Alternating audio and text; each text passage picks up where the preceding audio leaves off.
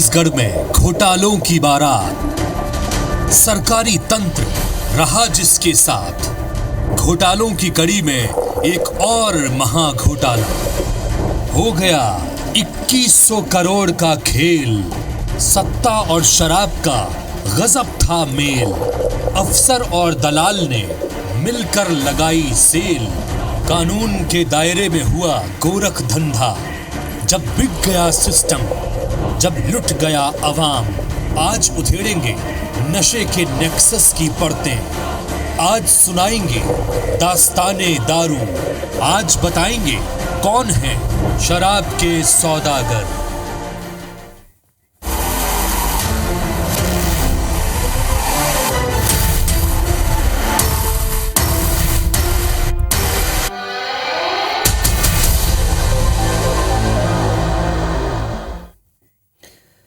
नमस्कार, मैं हूं हितेश व्यास और आप देख रहे हैं हमारी खास पेशकश द चार्जशीट।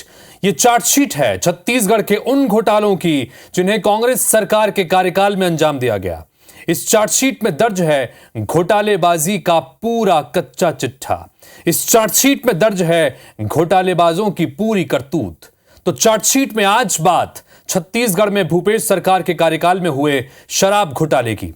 दिलचस्प पहलू यह है कि छत्तीसगढ़ में कांग्रेस ने शराबबंदी के वादे के साथ सत्ता हासिल की थी, लेकिन शराबबंदी तो उसने की नहीं, बल्कि शराब में ही कर डाला 2100 करोड़ रुपए से ज्यादा का घोटाला।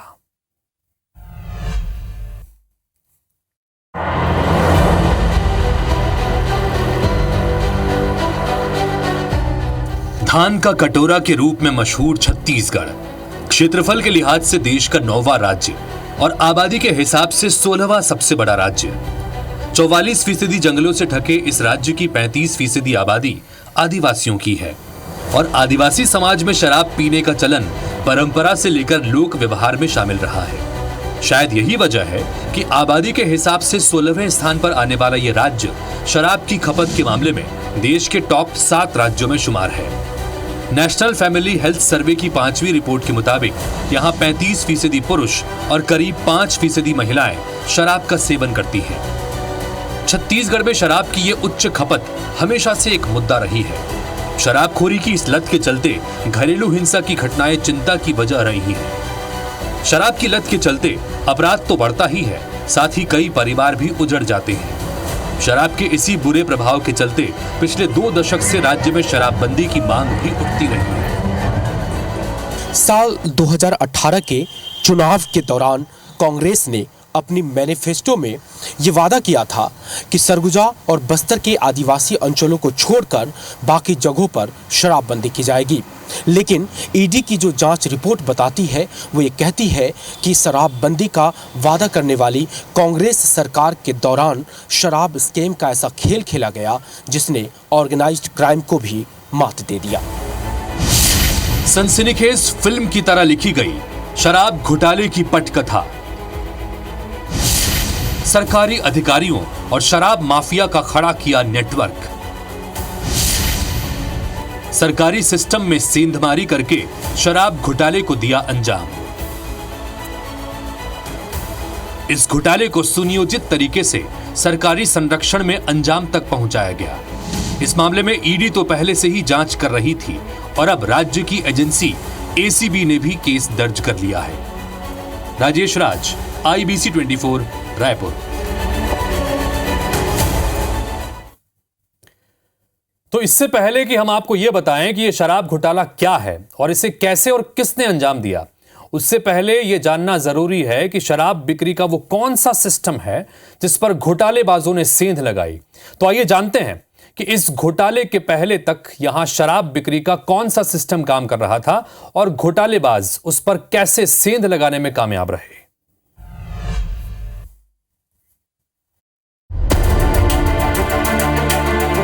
सन 2018 से पहले रमन सिंह सरकार के 15 साल के कार्यकाल में शराब का कारोबार ठेकेदारों के जरिए चलता था। इस ठेका सिस्टम से सरकार को करीब 1800 करोड़ का राजस्व मिल जाता था।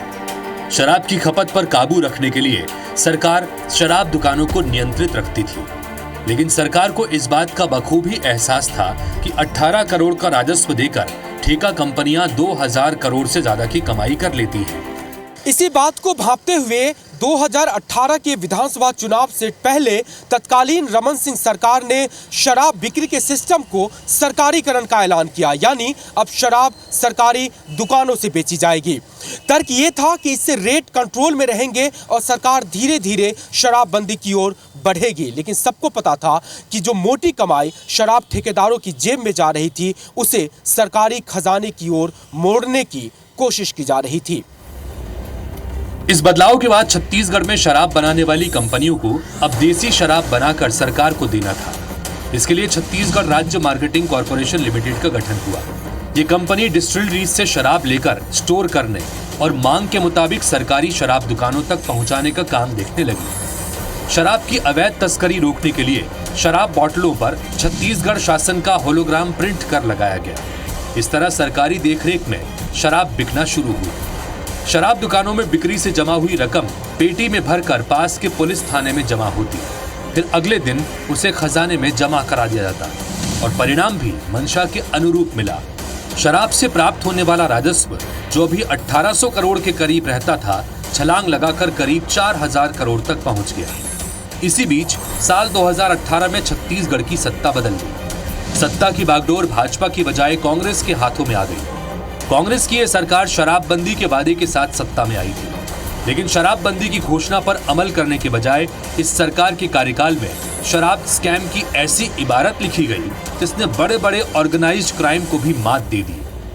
पूरे मामले की जांच कर रही केंद्रीय एजेंसी की अब तक की रिपोर्ट से जो खुलासा हुआ है, वो तो कम से कम यही बता रहा है।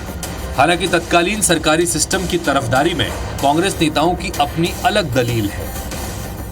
देखिए, भारतीय जनता पार्टी खिसियानी बिल्ली खंबा नोचे जैसा काम कर रही है। और जो इन्होंने अभी कार्रवाई शुरू किया, अभी तो विधानसभा में ये स्थितियां हैं कि हर चीज़ के बारे में इंक्वायरी करिए, और हम कह रहे हैं कि आपको जिसमें इंक्वायरी करना है करिए। हमने आत्मानंद स्कूल खोला था, आम जनता को फायदा हुआ था। आपको जो इंक्वायरी कराना है कराइए। आप शराब की नीति पर इंक्वायरी कराना चाहते हैं, बहुत अच्छी बात है। आप शराब की नीति पर, आप पीएससी घोटाले पर इंक्वायरी कराना चाहते हैं, बहुत अच्छी बात है कि आप सीबीआई जाँच कराइए। दूध का दूध और पानी का पानी हो जाएगा। मुझे विश्वास है कि इनकी जाँच का कुछ नहीं होना है और ये जांच की केवल एक बोगस जांच के रूप में आएगी। देखिए, पूरी कार्रवाई पूरी जनता के सामने है। ईडी ने, इनकम टैक्स ने, और जैसी जानकारी है कि 103 से ज़्यादा लोग शराब घोटाले में शामिल थे, और इसको लेकर अब ईओडब्ल्यू ने भी केस दर्ज किया है। तो मुझे लगता है कि सब बेनकाब होंगे, बेआबरू होंगे कि किस प्रकार से जनता की गाढ़ी कमाई को कांग्रेस पार्टी और उसके लोगों ने और सरकार में बैठे हुए लोगों ने अपने जेबों में भरने का काम किया है और सरकारी खजाने को चोट लगाई है। ईडी की अब तक की जांच रिपोर्ट बताती है कि शराब घोटाले को अंजाम देने के लिए किसी फिल्म की पटकथा की तरह इसकी प्लानिंग की गई। सरकार में बैठे अधिकारियों ने शराब माफियाओं के साथ मिलकर एक नेटवर्क खड़ा किया, जिसने सरकारी सिस्टम में सेंध लगाकर सरकारी खजाने को हजारों करोड़ रुपए की चपत लगा दी। कैमरा पर्सन अजय गुर्जर के साथ राजेश राज, IBC 24, रायपुर। तो आपने ये जान लिया कि शराब बिक्री का सिस्टम ठेका पद्धति की बजाय अब सरकारी हो चुका था। अब आपको यह जानने की उत्सुकता होगी कि आखिर इस सिस्टम में घोटालेबाजों ने सेंध लगाई कैसे। घोटालेबाजी का यह सारा खेल 3 तरीके से खेला गया। आइए जानते हैं क्या था यह पूरा खेल।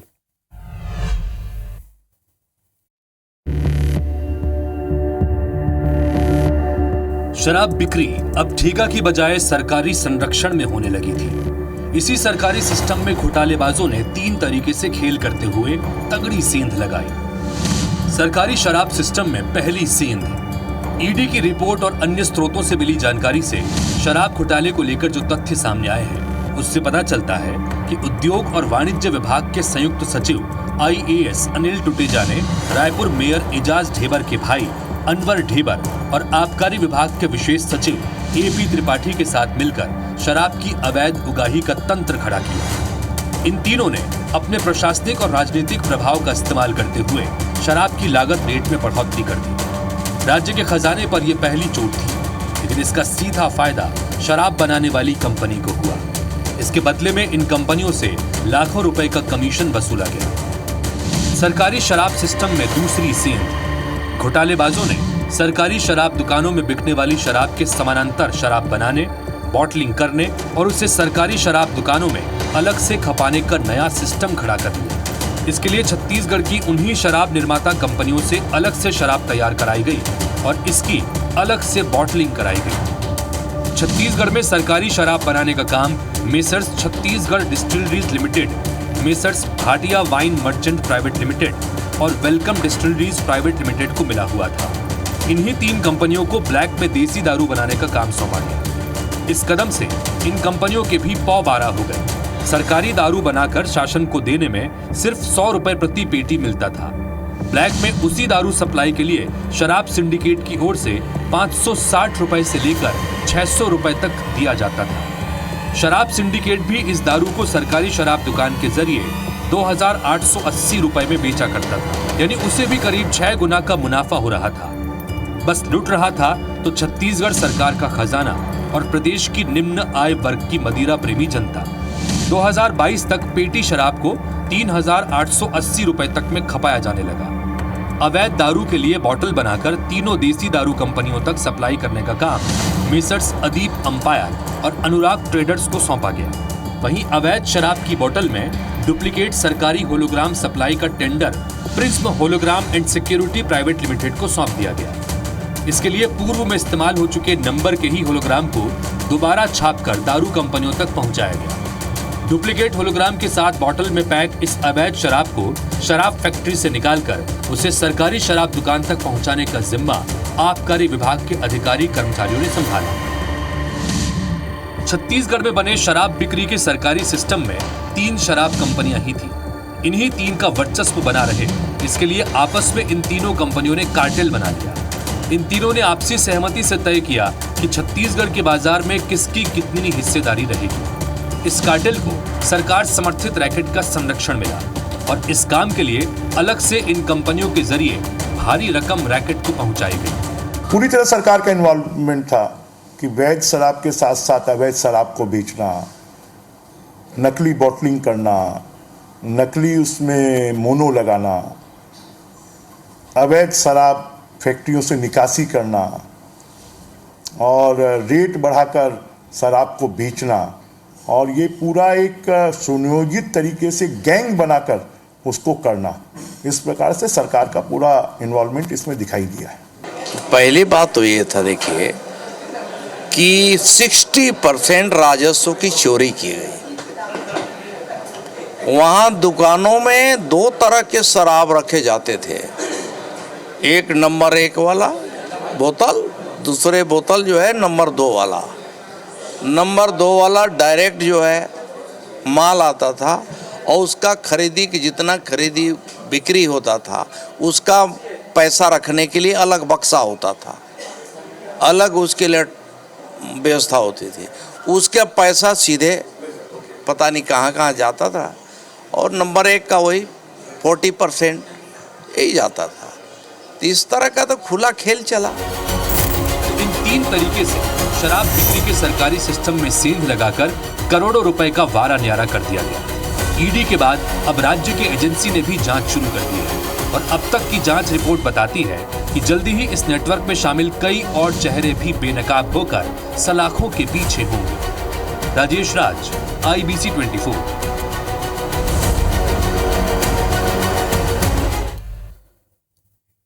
तो हमारी खास पेशकश द चार्जशीट में आप देख रहे हैं शराब घोटाले की पूरी इनसाइड स्टोरी। अब तक आपने देखा कि कैसे शराब बिक्री के एक पूरे सरकारी सिस्टम में सेंध लगाने के लिए बकायदा एक सिंडिकेट बनाकर इस पूरे घोटाले को अंजाम दिया गया। शराब घोटाला जो कि पिछले कांग्रेस सरकार के कार्यकाल में हुआ, उसकी इनसाइड स्टोरी। ब्रेक में जाने से पहले आपने ये तो जान लिया कि छत्तीसगढ़ में शराब घोटालों को अंजाम देने के लिए कैसे एक सिंडिकेट खड़ा किया गया, और अब हम आपको बताने जा रहे हैं कि यह पूरा रैकेट काम कैसे कर रहा था। आपको बताते हैं कि रैकेट के किस मेंबर को क्या जिम्मेदारी मिली थी, और यह भी बताएंगे कि कुल कितने 100 करोड़ रुपए इस खेल से उगाहे गए और कहां कहां इन पैसों को पहुंचाया गया।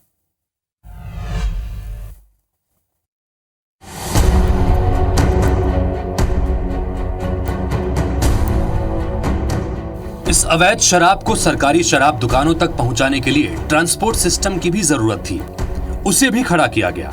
छत्तीसगढ़ डिस्टिलरी से अवैध शराब को ट्रांसपोर्ट करने की जिम्मेदारी कबीरधाम निवासी अशोक सिंह को सौंपी गई, जबकि वेलकम डिस्टिलरी में तैयार होने वाली अवैध शराब को सरकारी दुकानों तक पहुंचाने का काम खुद अनवर ढेबर ने संभाला। वहीं Bhatia wines and merchants private limited में बनी अवैध शराब को ले जाने का जिम्मा मेसर्स जगदम्बा एंटरप्राइज को सौंपा गया। ईडी की जांच रिपोर्ट ये बताती है कि जब ये शराब सिंडिकेट खड़ा हुआ तो हर महीने औसतन 200 ट्रक अवैध शराब की खपत पूरे प्रदेश में कराई जाती थी और एक ट्रक में 800 अवैध शराब की पेटी भरी होती थी। बाद के दिनों में शराब से भरी ट्रकों की संख्या हर महीने 400 तक पहुंच गई थी। इससे आप अंदाजा लगा सकते हैं कि कितने बड़े पैमाने पर अवैध शराब को पूरे प्रदेश में खपाया गया था और कितने हजारों करोड़ रुपए की उगाही इस सिंडिकेट ने की होगी। अलग अलग जिलों से इस अवैध शराब की बिक्री से होने वाली कमाई को कलेक्ट करने की जिम्मेदारी अनवर ढेबर के बेहद करीबी विकास अग्रवाल उर्फ सुब्बू के अलावा कैश कलेक्शन करने वाली एजेंसी टॉप सिक्योरिटी और सुमित फैसिलिटी के मालिक सिद्धार्थ सिंघानिया के पास थी। अवैध दारू से होने वाली बेपनाह कमाई को कलेक्ट कर उसे अनवर ढेबर के करीबी होटल कारोबारी नितेश पुरोहित और यश पुरोहित के पास जमा कराया जाता था। राजेश राज, IBC 24, रायपुर।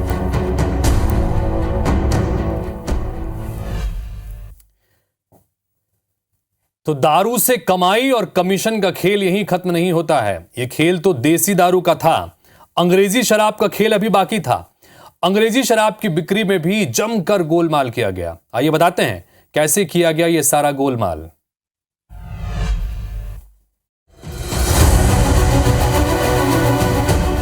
विदेशी शराब बनाने वाली कंपनी से कमीशन खाने के लिए FL10A लाइसेंस सिस्टम लागू किया गया।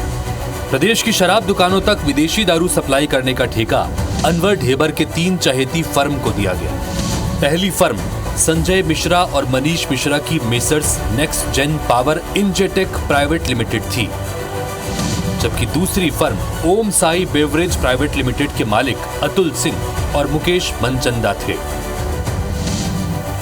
तीसरी कंपनी आशीष सौरभ केडिया की दिशिता वेंचर्स प्राइवेट लिमिटेड थी।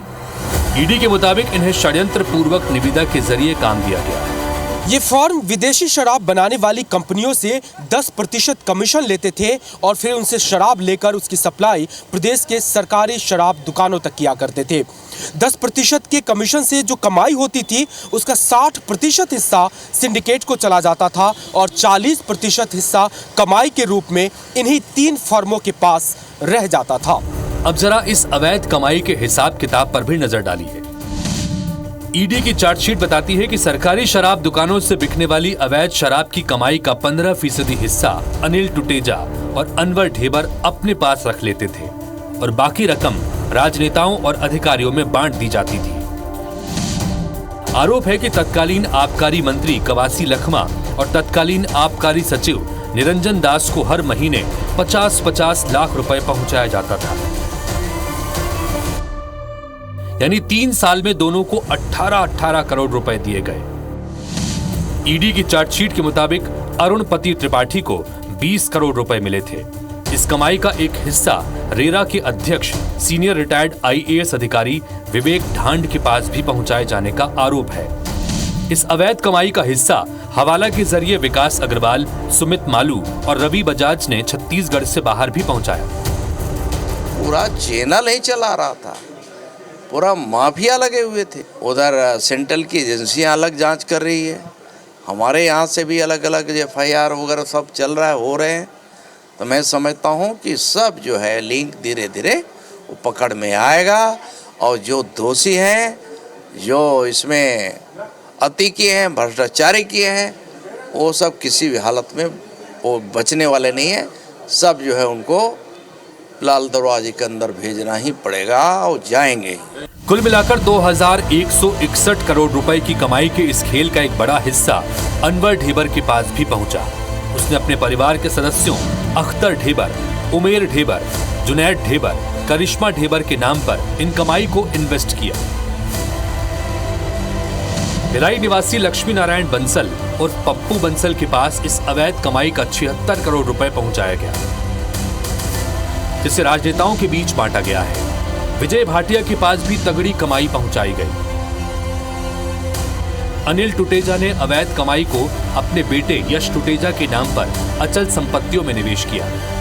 कुल मिलाकर ये सारी बंदरबाट ईडी की जांच दस्तावेजों में दर्ज है और ये जांच जब मुकम्मल होगी तो गुनहगारों का शिकंजे से निकल पाना इतना आसान नहीं होगा। राजेश राज, IBC 24, रायपुर।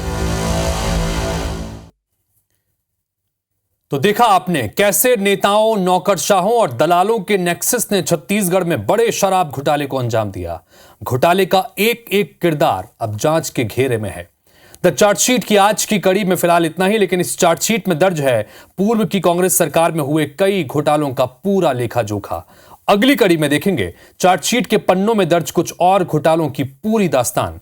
तब तक आप देखते रहिए IBC 24। नमस्कार।